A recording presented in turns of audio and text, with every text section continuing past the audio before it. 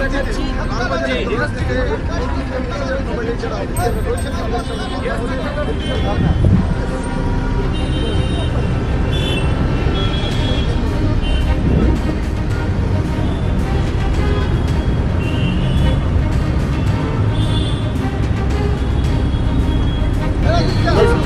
क्या हुआ था?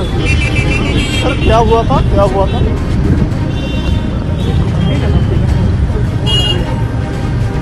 सर क्या हुआ था? सर क्या हुआ था?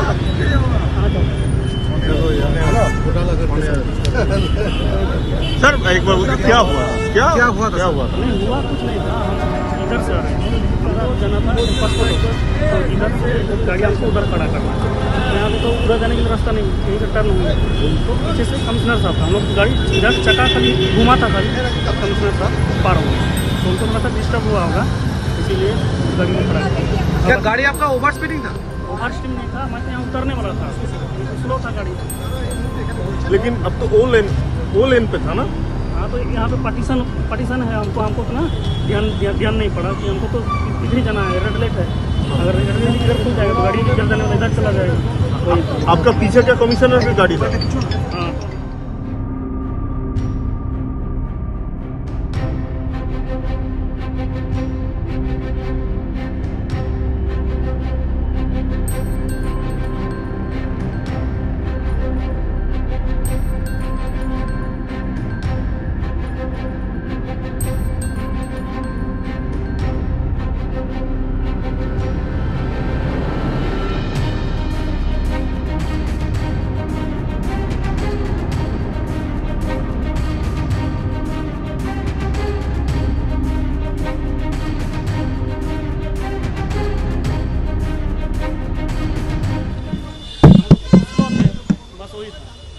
उसी में थोड़ा सा डिस्टर्ब हुआ कि गाड़ी ऐसे मोड़ रहे थे तो उसमें मोड़ रहे थे। रेड लाइट खुल गया, ग्रीन हो गया तो आदमी तो मुड़ेगा। अब हमको पीछे से आ रहे हैं, पता नहीं अभी बाद में सर अभी वो लोग क्या पुलिस कमिश्नर का गाड़ी था, वो आपको पता था? वो हमको पता नहीं था, वो पता नहीं था। हम तो आ रहे थे उस टाइम पुलिस लगा हुआ था, हमको पता था वो। लेकिन जब वहाँ पे हम लोग जब काट रहे थे उस टाइम खाली अगर रोक देता तो हम वहीं पे रोक देते। तो वही हम लोग टर्निंग करने के लिए जिससे मोड़ रहे थे उसी टाइम जस्ट क्रॉस किया गाड़ी लगा हुआ कुछ नहीं है। आप लोग अचानक लेफ्ट साइड लेन छोड़ के दाहिने तरफ चला गए। नहीं हमको राइट को जाना था। नहीं कुछ नहीं हुआ, कुछ नहीं। सर अभी थाने पे जा रहे हैं कि अभी क्या कर रहे हैं? आपको पुलिस की तरफ से क्या कहा जा रहा है? नहीं अभी कुछ नहीं हुआ, पुलिस की तरफ से क्या कहा जा रहा है सर? अभी कुछ नहीं। आपने अपने अधिकारियों से बात की? सीनियर अधिकारियों से बात हो रही है आपकी? सर हुआ क्या था जरा बताएंगे? सर क्या हुआ था? थोड़ा सा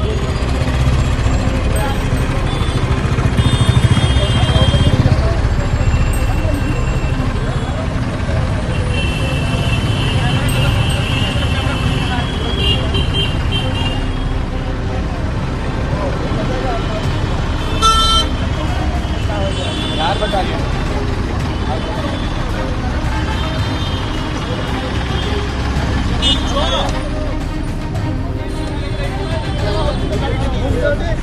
যারা সেনার আধিকারিক ফায়ার অফিসার তারা এখানে এসেছেন এবং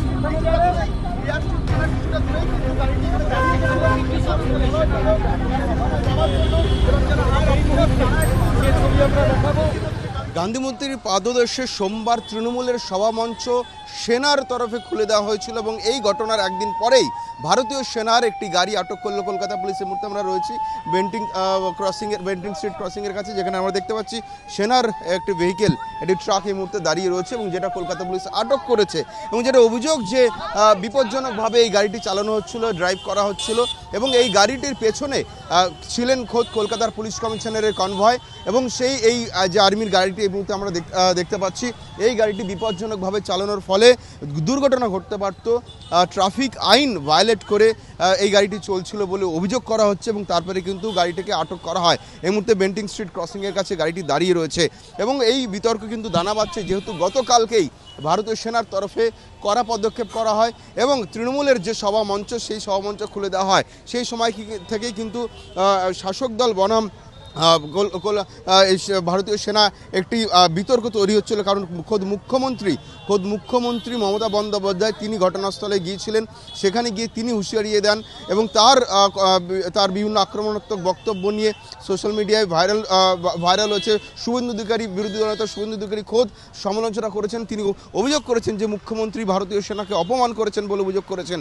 এর ঠিক পরদিন সকালবেলা 11টার সময় আমরা দেখতে পাচ্ছি এই ঘটনা, যেই ঘটনায় ভারতীয় সেনার একটি গাড়িকে আটক করে কলকাতা পুলিশ এবং এই যে গাড়িটি আপনারা দেখতে পাচ্ছেন এটি ইস্টার্ন কমান্ডের হেডকোয়ার্টার ফোর্ট উইলিয়াম থেকে রওনা দেয়। পাসপোর্ট অফিসের কাছে দিকে যাচ্ছিল গাড়িটি, যখন রাইটার্স বিল্ডিং বা মহাকরণের কাছে যখন গিয়ে পৌঁছায় সে সময় কর্তব্যরত ট্রাফিক সার্জেন্ট গাড়িটিকে ইন্টারসেপ্ট করেন।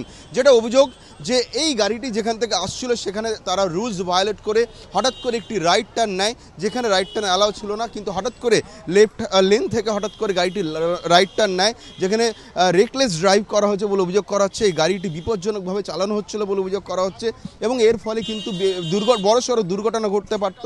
এবং এই গাড়ির পেছনেই ছিলেন খোদ কলকাতার পুলিশ কমিশনার মনোজ ভার্মার কনভয় এবং আরও বেশ কিছু অন্যান্য গাড়ি ছিল। ফলে সেখান থেকে কিন্তু খবর দেওয়া হয় কর্তব্যরত ট্রাফিক সার্জেন্টকে এবং তিনি খবর পেতেই সঙ্গে সঙ্গে এই গাড়িটিকে ইন্টারসেপ্ট করা হয়। কলকাতা পুলিশের তরফে কিন্তু সিসিটিভি ফুটেজ রিলিজ করা হয়েছে, যে সিসিটিভি ফুটেজে দেখা যাচ্ছে যে এই গাড়িটি বিপজ্জনকভাবে চলছে এবং ট্রাফিক রুলস ভায়োলেট করে এই গাড়িটি কিন্তু রাইট টার্ন নেওয়া হয়েছে।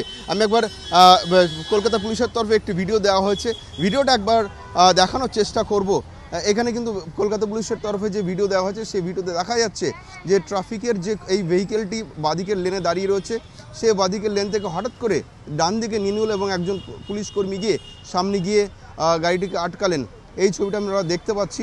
আরও একবার ছবিটা দেখানোর চেষ্টা করব, যে সিসিটিভি ফুটেজ, এক্সক্লুসিভ ফুটেজ যেটা কলকাতা পুলিশের তরফে রিলিজ করা হচ্ছে, সেই ফুটেজে দেখা যাচ্ছে যে এই সবুজ রঙের যে আর্মি কনভয়, সেই কনভয়টি দাঁড়িয়ে রয়েছে এবং তার ডান দিকে অন্য একটি গাড়ি দাঁড়িয়ে ছিল, কিন্তু লেফট লেন থেকে হঠাৎ করে রাইট লেনের দিকে যাওয়ার চেষ্টা করছে গাড়িটি এবং একজন পুলিশ কর্মী গিয়ে এই গাড়িটিকে আটকালেন এবং আটকানোর পরে কিন্তু টান উত্তেজনা তৈরি হয়। তার কারণ আমরা দেখলাম যে কলকাতার যারা হেয়ার স্ট্রিট থানার পুলিশ কর্মীরা এখানে আসেন, রাইটার্স বিল্ডিংয়ের সামনে থেকে এই আর্মি কনভয়টিকে ইন্টারসেপ্ট করার পর এটা হেয়ার স্ট্রিট থানার দিকে নিয়ে যাওয়া হচ্ছিল।